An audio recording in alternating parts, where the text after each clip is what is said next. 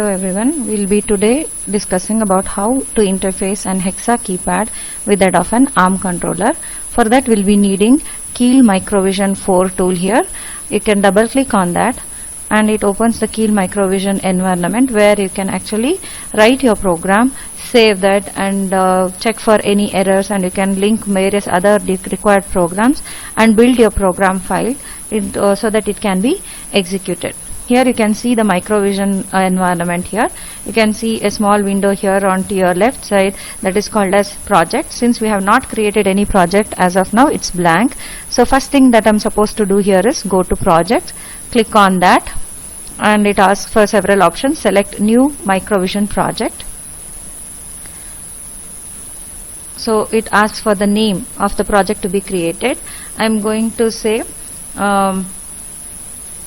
key H, and remember this project has no extension, and then say save so that your project is created. But before creating a project, it will ask for some specifications about the device. So here are the specifications given, out of which I'm selecting NXP funded by Philips as the option. So click on that.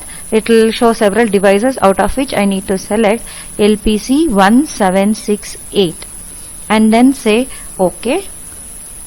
So most of the supporting files it directly will add, and it will ask for your approval. Say yes to this, and also it is asking for one more file to be added or overwritten. Say yes here. After saying yes, you can see a target 1 is created here in this project window, and underneath that you have a source group 1 folder, and within that you have already added LPC 17xx.s supporting file here. So now we have created the project. We have to still write the program. To write the program, I need to open a file. So I'll go to file here, click on that and say create new file. It opens a new window where I can write the program. But here I'm directly copy the program and I'm dumping it. You are supposed to type the program and see if there are any errors.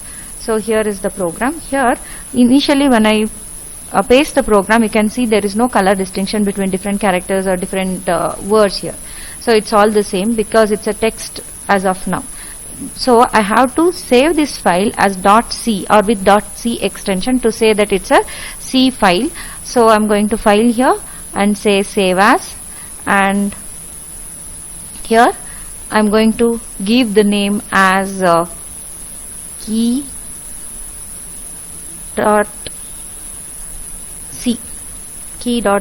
or maybe key H to say it's hexadecimal hexa keypad. I'll write key H.c. Here since it's a file, I'm giving it with .c extension, and then I say save. Now you can see for all the keywords the color is blue, and then normal words that we use are in black, and comments are in aqua blue. Different colors you can see, so it is color coded. So followed by that, here you can see in the source group 1 your file is not added. So I'm going to do that now first. So right click on the source group 1 and go to add files to group source group 1. Click on that. It again opens a window where you can select your file. I have given key h.c as the file name. So key h is what I'm selecting, and then say add. You can see key h.c is added. We are not done yet. We need to add this system LPC 17xx.file as well. So I'm clicking on that and say add, and followed by that, since to read the keys that I have pressed, I'm using LCD. I need to include some files that actually help me to interface LCD directly with the controller. So for that I'm going to add LCD init here and say add. Here you can see LCD init.c file got added to the source group 1. Along with this, there is one more header file that I need to add. So I'll search for that header file. Here you can see text file with .h extension. I'm going to list that. Here also you can see LCD init. So this file also needs to be added. LCD init.h. Here you can see that got included. But here I've created a folder where this LCD init.h is already there by default. So I don't need this. But otherwise, if you have created your folder elsewhere, you will be needing it. So here I'm going to delete this file because it's already existing. So I'm going to say remove file lcd init.h. But suppose if your folder is not in the given path, or say in the path that I have created, probably you will need to include that file. But right now I'll not be needing it because it's already there by default. So my source group 1 contains startup lpc17xx.s, key h.c, which is my file, system underscore lpc17xx.c, and lcd init.c files. So after this I'm going to target, right click on the target and go to options for target. Here I'm going to check the output option here. Under this I need to ask the system to create the hex file for the file that I've written. The code that I've written is in C, for which an hex file has to be created, which will be executed and we'll be able to dump it on the kit. Okay. After that, go to linker, and in this select the option use memory layout from target dialog. Select this and say OK. You come back to the same file where you have written the code. After doing all this, save your file once and then ask the system to build your file or build the target files. So linking all the files that you have listed under here in the source group 1, it will be creating an hex file which is executable file, and here you can see there are 0 errors and 0 warnings. If there are any errors or warnings, you need to go back to your program, check lines and columns will be specified. So go to the specified line and the columns, check for the correctness or change your program, and again after doing that you need to save and build the program once again. Since I have no errors here, I can proceed.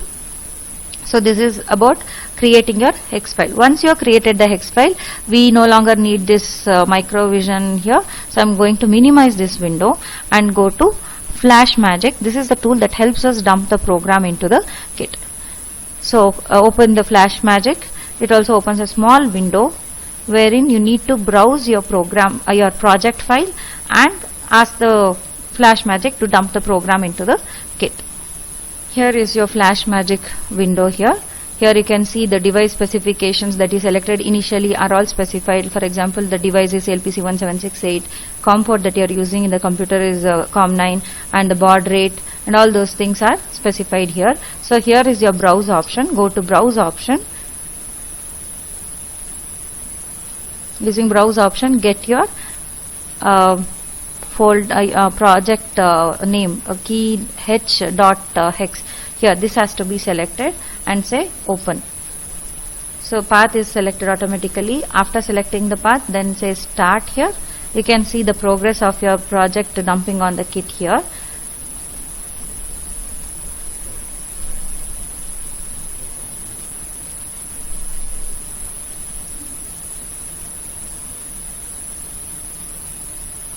Once it's completed, you can see the finished symbol here. And after that, your kit will be ready to be used for interfacing with Hexa keypad.